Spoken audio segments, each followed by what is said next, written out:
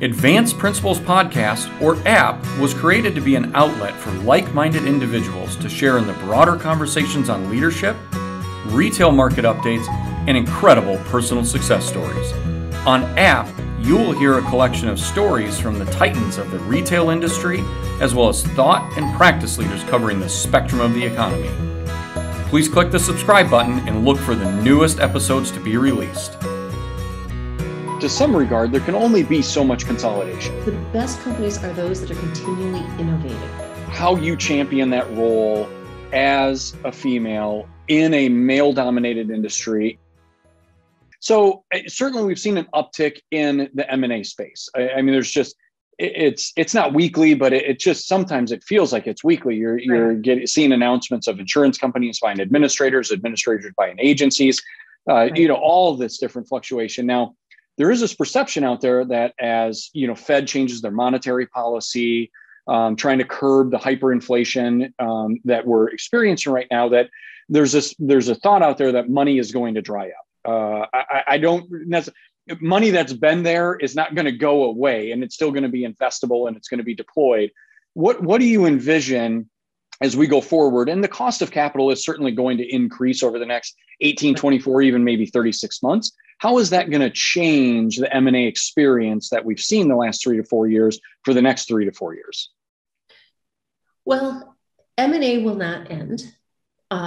However, valuations could come down because the buyers will have to be looking at some lower returns. So the cost of debt capital is increasing. And so it costs more to take out a loan. These deals are highly leveraged.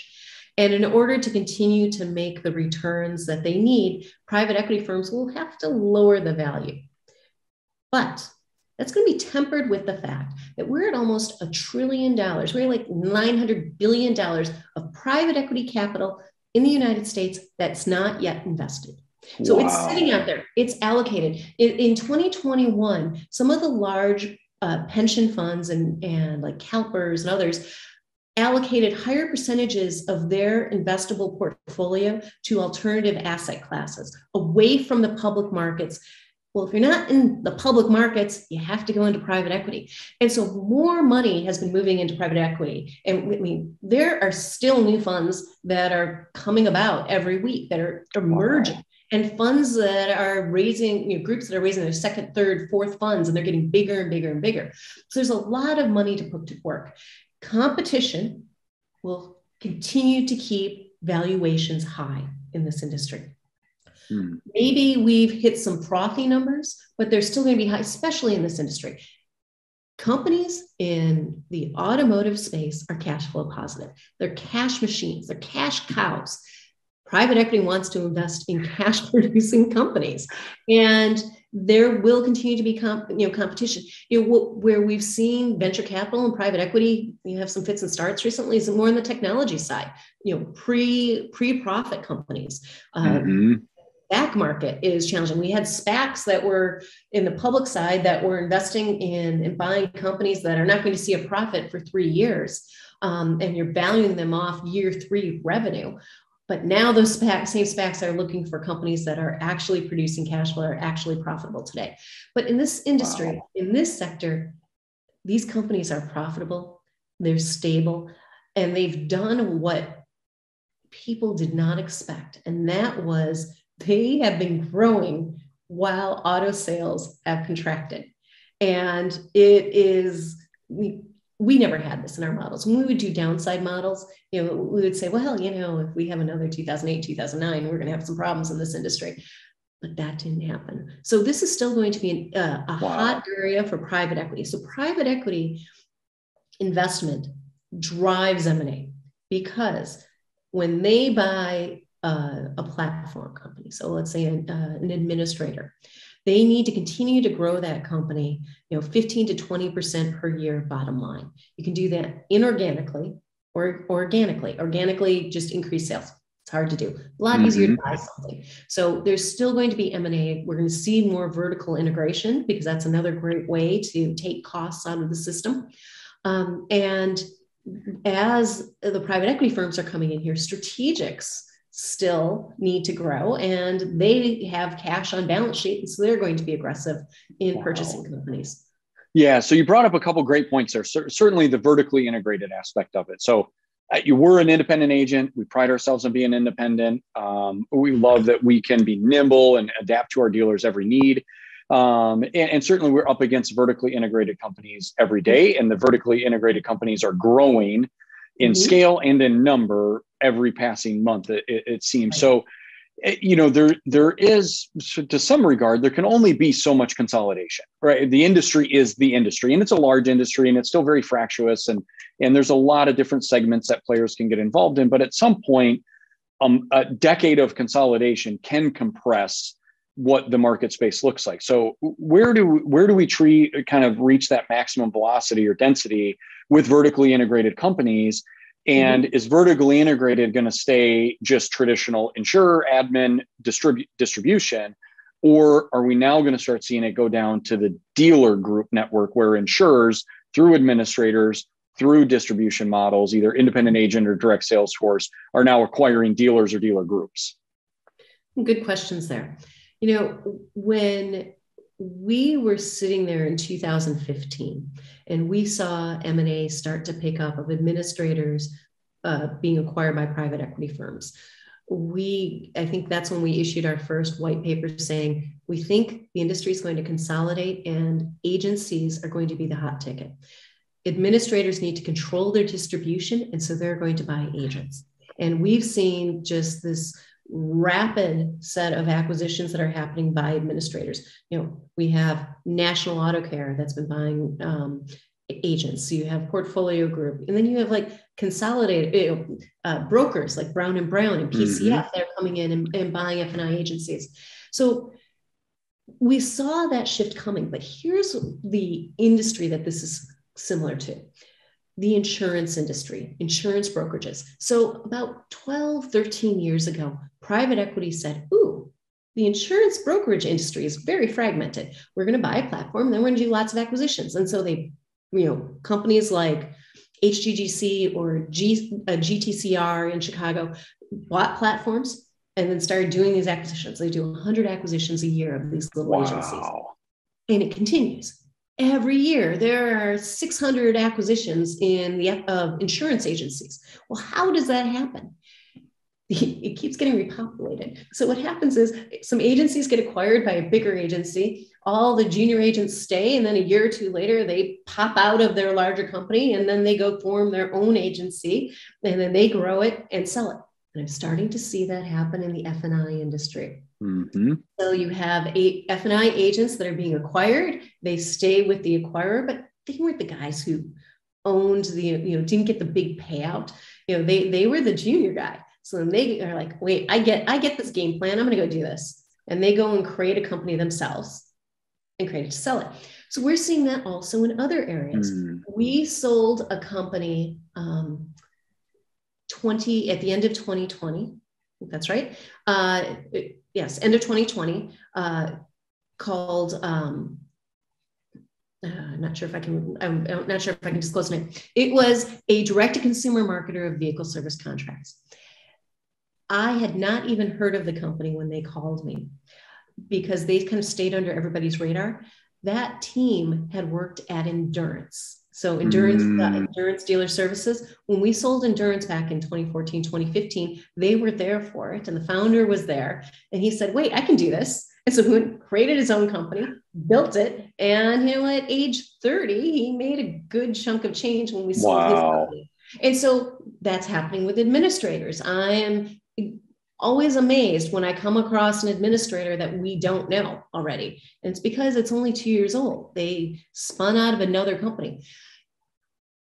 How is there enough room to compete? Well, the problem, and this is true for any large company, right? This has been true over the last 40 years of M&A. The hardest part of mergers and acquisitions is not the transaction. It's what happens over the next 18 months post-transaction. How does that integration work? It's not just eliminating heads. It's really, are you taking advantage of the revenue opportunities? Are the company cultures compatible? Are the people compatible? And not all transactions work out. And so you'll see companies that consolidate up and then they have to break back down into the pieces. Mm-hmm. Or the employees and teams within those organizations say, gosh, our clients are complaining about our service. This is not what it should have been. This isn't, when we were small, we were so much better. And so they leave and go start a competitor. So M&A kind of is kind of like a forest fire going through. The forest fire comes through, takes everything out, and then it leaves room for new innovative companies to come out of the ground. And that's what we see. So more companies will be coming up, and that will fuel more mergers and acquisitions. Yeah, a fantastic perspective. Very well said. I think that you articulated that incredibly well. I think the same thing. I've seen a lot of the super agencies, like you said, the junior agent kind of pops out 2 years out and says, yeah, I could ride this ride and have a go at it. So just phenomenally well said. So as we go with the market that the agents and administrators are currently calling on, and I'm not talking about the furniture industry and everything else that certain administrators are getting into these days, is the dealer world, the universe. We have seen it shrink. Now, certain markets, certainly in the Southeast, Texas, Arizona, Nevada, we're seeing growth and new points being awarded, but those are really being kind of taken from either the Midwest, the Rust Belt, or wherever. Is that universe of decision makers is shrinking. Right. And there's been a lot of speculation of what that actually shrinks to, from a high of 18 to 19,000 decision makers. Do you foresee a space that we get below 10,000 individual decision makers to call upon? Or are we going to, stick somewhere between 12, 14, 15,000 decision makers? Yeah, I think kind of that 14, 15,000 number feels right to me. You do have, bigger dealerships are getting bigger dealer groups are getting bigger. Once again, you're going to have then more dealerships start up because, you then have the guy who, worked at his dealership for 10, 15 years, understand how it works. And he goes and starts a better dealership, a new kind of dealership. And that will keep happening. Maybe not in every market, but nationally, that will keep happening. And so I don't think we'll consolidate up or consolidate down to that small of a level. But dealership consolidation is a very important issue for administrators and for agents. And when we are working with companies, we take a look at who are their dealership clients. And we start trying to figure out, okay, are they an acquirer or an acquiree? Like, what does the path for the client base look like? And, when we're selling an agent, a good rule of thumb is that agency ideally shouldn't have more. In a perfect world, the highest value agents are those that don't have dealership consolidation of greater than 10% of sales. And that's per dealer group.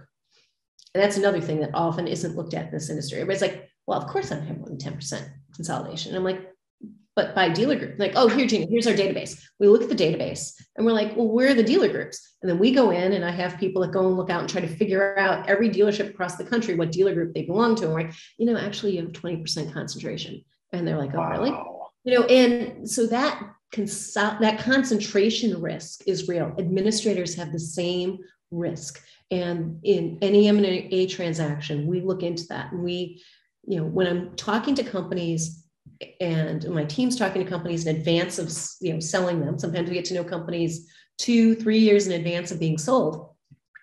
We'll say, okay, let's talk about who you're working with. What is your risk here? What's your concentration? Like, oh, well, we have 30% with one dealer group, but that dealer group keeps buying other dealerships. So we're growing with them. And I'm like, that's fantastic. And I hate to rain on your parade. And that's a great way to be a business owner. And I love it.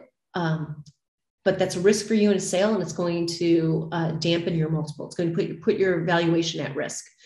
Don't give up that client. You just got to grow around it. So I'm not saying it's impossible, but if somebody wants the advice of how to get the best value for their company, you got to keep that concentration as low as possible. Oftentimes people like anything greater than 20% is a non-starter.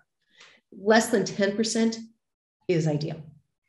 Yeah. It's interesting when you brought that. An administrator that I had worked for when I started, we started to examine kind of the revenue diversity. And we saw that such a high concentration came from such a few number of agent distribution partners. And, at that time, it wasn't about selling the company or anything. It was just about the health of the business and the protection and the volatility that's in there, because we started to see agents transact. And I'm like, if one of these core agents that owns so much of our distribution model transacts and sells to another administrator, at some point in time, that administrator is going to start putting some weight on them to convert business. And then all of a sudden we're at jeopardy. So, I think it's great advice, obviously, going into a sale to make your company as valuable as possible. But even if you're going to just run it as a legacy company for a period of time, it's just a healthy thing to do and evaluate and look at.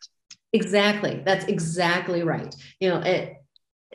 If you ask any business owner, I was in private equity back in the 90s, and we would always, some senior guy in the meeting the last question would always be, so what keeps you up at night? That is like a classic private equity question when they're wearing their little Patagonia vest and real insightful. But really, and nobody ever answers that truthfully, or I'm going to tell my clients, don't answer that truthfully. Like the best one I heard was a guy who said, I'm never up at night, I take Ambien. But I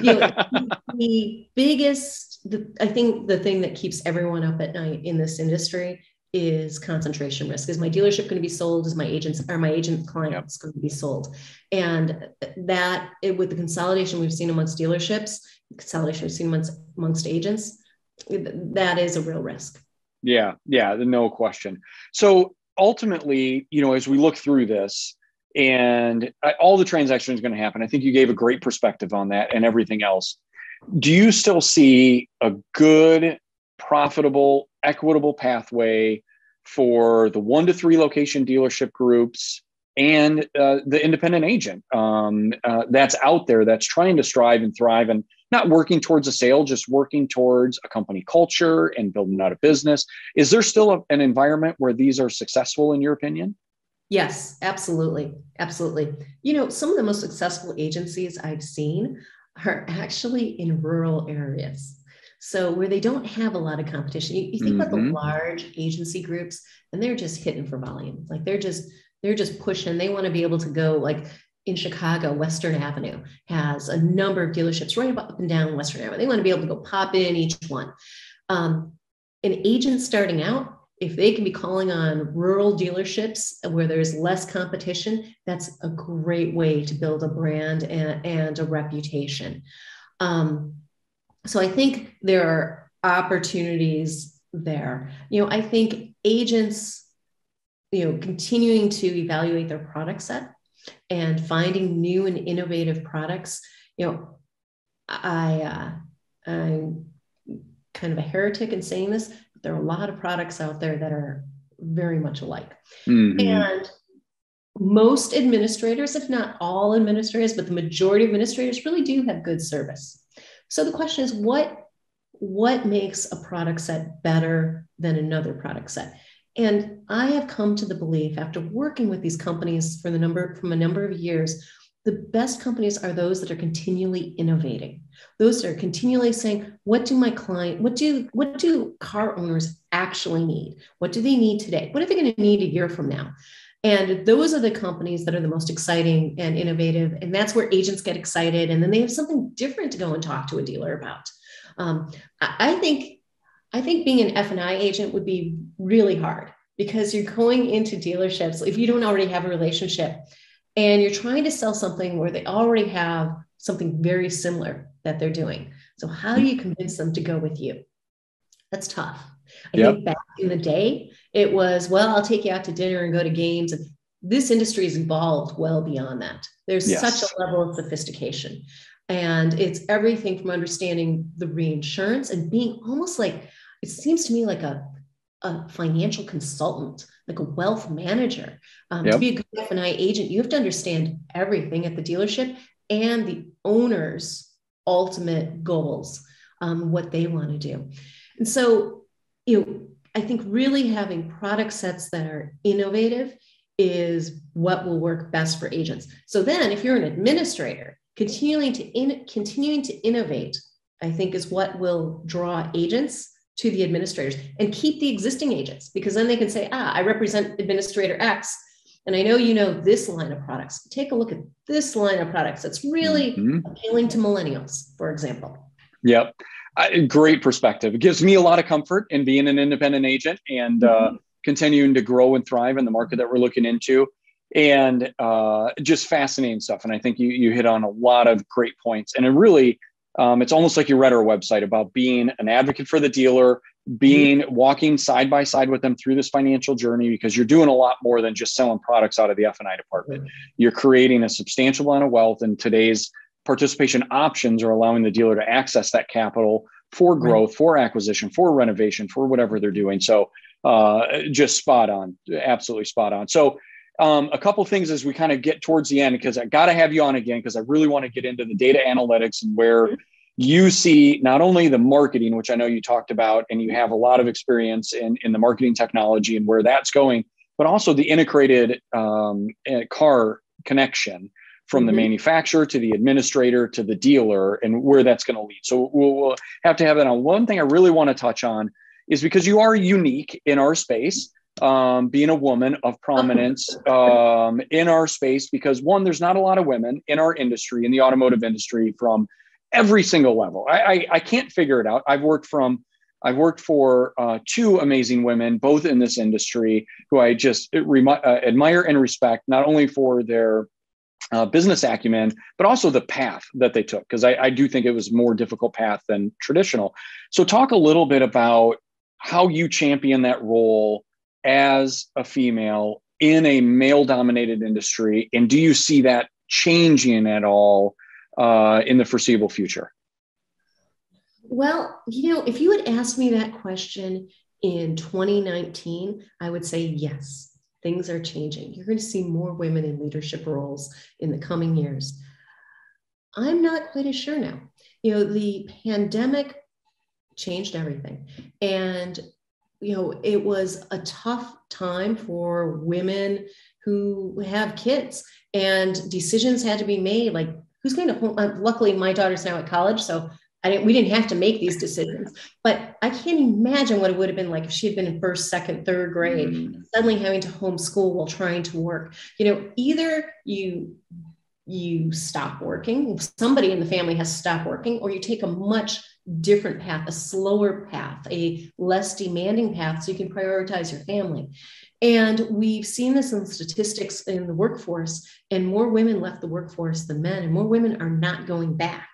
Wow. And it's happening in their, unfortunately, prime child raising years and prime career years are completely aligned. So they're taking themselves off track. And that puts these women then, 10 years out in the position where, senior leadership looks at a guy and looks at a woman, and that woman took, a curvy path to get where they were, or took a couple of years off. They don't have the same experience as the guy. Well, it makes sense to go with the guy. I get that. So I think we are not going to see a great growth for a little while in female leadership. But I think 15 years from now, 20 years from now, the guys better watch out. Women are going to college at a higher rate than men. I think I've seen statistics, something like 60 to 65% of the incoming college class is female. Where are all the guys? Okay, you can, not taking the education path is fun. It's great. It's a great career for some people, but to get to the leadership of large companies, you need to have that education. You need to have those education credentials. And more women are getting it than men. And so things are changing. Wow. Unfortunately, it's not going to be soon enough for me, but it's going to happen. And, we're going to see a big shift. But I think we're about 20 years away. Yeah. Well, I welcome it. Anything to bring it on. Like I said, I've had the pleasure of working for two phenomenal women, learned so much from them. It's a very different approach. It's a very different environment. The conversations are different. And I would argue that I think they're more in depth from an intimacy level, depth of knowledge, playing on a little bit more of an emotional role. So I welcome it. Hopefully we can pull that 20 years forward a little bit. And anything I can do to help, I'll certainly do it. So Gina, this has been just a phenomenal conversation. Like I said, I didn't even get through half of what I wanted to cover with you. So hopefully we'll be able to have you back on and be able to schedule a little bit more time on your calendar. But before we say goodbye, I'd love to get into our Fast Five, just 5 questions, kind of a little bit lighter. So you talked about the difference between investment banking and private equity. And I'm sure that just comes up constantly. It's probably a story that you've told for the last 20, 25 years. Is what's the biggest misconception that you've heard? Like you just had to stop someone in their tracks and say, stop talking. You're so off base. Let me correct you. I guess it would be that investment banking, we're just those Wall Street sharks wearing pinstripes that are just out for ourselves. Mm-hmm. And I would say investment bankers are in it because it's such a cool field, not because of the money. I mean, the money's great. We work really intensely, but because we started the conversation, the ability to work with senior leadership and see people at the top of their game. I mean, that's a coveted place to be in one's career, is to be able to work with people like that. And I think that's really what motivates investment bankers. That's so cool. So cool. So you have deep ties to Chicago and are very familiar with the city. So I've got to ask, growing up a little bit in Chicago, I spent 3.5 years of my childhood there. My son went to school right outside of the city. So we spent a lot of time there. I love Chicago. Ginos or Giordano's? I'm more of a Giordano's fan. Oh, me too. I absolutely love it. Hard to drive by them. Now they're starting to branch out. There's actually one in Columbus, Ohio. So is there? Just a little down the road from us. Yep, absolutely. So kind of on the same theme, because you can't really talk about Chicago without talking about food. It's absolutely one of the best, if not best, food cities in the country. Absolutely. And I don't think it gets enough credit for it, and it gets a lot of credit, but I don't think it gets enough credit for it. Favorite spot to grab just a good classic Chicago dog? Oh, there's one that my husband, daughter, and I used to go to called Wolfie's, just because it's classic. I think that's the one that has this kind of old-fashioned hot dog stand with a giant hot dog, like two stories up, that's, like 20 feet long. It's pretty cool. Yeah, that's awesome. Okay, so you've done a lot of traveling, and you continue to do a lot of traveling. So I imagine that your storybook is pretty full of crazy adventures, but one that just strikes you off the top of your head as kind of the craziest travel experience that you had. So I had the chance to be involved with acquiring the Six Flags organization when it was owned by Time Warner. And so we had to fly around on the Time Warner jet to all the parks. And we would start the day with like a half day of diligence where we talk about financials, etc. Then we got to go to the parks, skip all the lines, and ride the roller coasters. And we were with the chief roller coaster designer for all the parks. Really? Yes, it was so cool.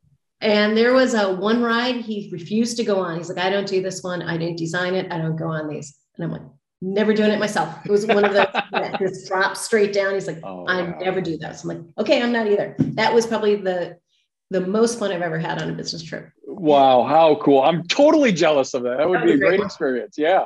So, okay. So kind of on our last thing about being a female in the industry. So if you had the opportunity to sit down, and I'm sure you've spoken to groups of young women, what's kind of the top 1-2 career advice that you give them, helping to inspire them, one, maybe into our industry, whether that be investment banking or the automotive industry or F&I, but just career advice in general? So my number one piece of advice to women is to marry well. And I don't mean marry wealthy, although that would be nice if I ever did it again. That's probably the path it would take. But do what I did and marry well. Find a partner who supports you, that gets that your career is just as important as their career. And throughout your lives together, you're going to have to make trade-offs, and there's some things that are going to suck, but you do it together, and is going to support you. Your partner does not feel like their career path is more important. That is the number one key to success. And when you read about female leaders, across the world, either the women have been single, or they have a partner they're married to somebody who's really and truly a partner, where they've both made trade-offs throughout their careers. Wow. Great advice. Just phenomenal advice. So, Gina, again, I can't thank you enough for carving out this time with us. I know your calendar's full. Really enjoyed the conversation. Looking forward to reconnecting sometime in the future. And I know that all of our listeners are going to gain a tremendous amount from this conversation. So thank you again. I really appreciate it. Thank you very much. Have a great day. Thanks.